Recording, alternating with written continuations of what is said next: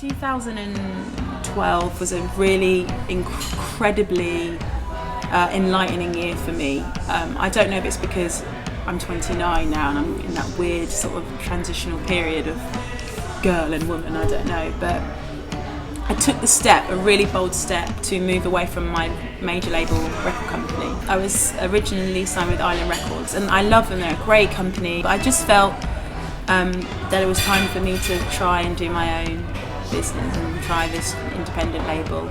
And so I set up YY Records and I started making this new album, and for about 4 months I didn't really make any music. I just spent time listening and trying to figure out what I really wanted to do. Before Travelling Like the Light was a very similar period of I'd already been signed before that, and it was that space where I was finding myself and was being challenged by feeling uncomfortable, that Travelling Like the Light came about. So I needed that sort of tension. And then I went to exhibitions and hung out with lots of fashion designers and students from art schools, all those types, and just opened my world to this whole other type of music that wasn't just pop music. And then I started writing and it just evolved, and finally we got a master record that I'm really proud of. And Travelling Like the Light, I was really, really proud of that record. I'm a very different person from that record now, but I'm still proud of it. But I'm proud of it because in that time in my life it felt really true.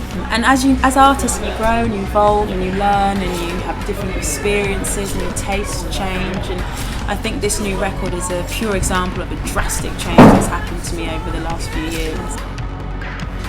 I'm kind of listening to Little Dragon and Crystal Castles and falling in love with Fema Ray, and I'm not really listening to 50s music anymore. My ears have decided to like something else, and I just think it's basically part of growth. I've been listening to a lot of different artists, and I have completely fallen in love with James Blake. I mean, his first and second album is incredible. Huge fan of Kate Boy. And then if I go to the oldies, I guess Bjork is my absolute saviour and hero. I don't even know if I'm worthy to do anything with her, but if she asked me, she's just innovative and intelligent, and her music is powerful and beautiful, and there's no pretentiousness in her music whatsoever.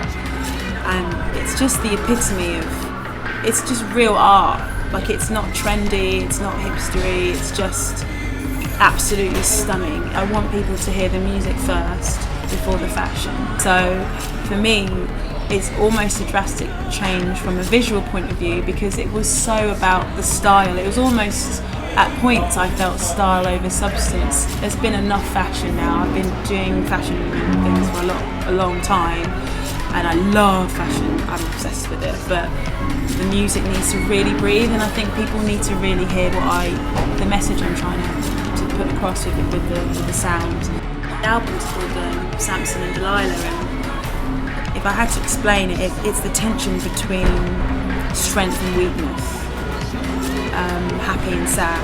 Yeah, Samson's the first single, and then Samson and Delilah is the album. And we're thinking about doing a really exciting tour, which will be not your usual kind of tour, which will be a cinema tour, where fans will get the opportunity to see a film and a gig, because this whole project is really about the relationship between film and music, which is why we're doing this 15-minute short film. So there's lots of interesting things going on, because the thing about film music is, I guess, it's a completely different world. I've got a few friends that score.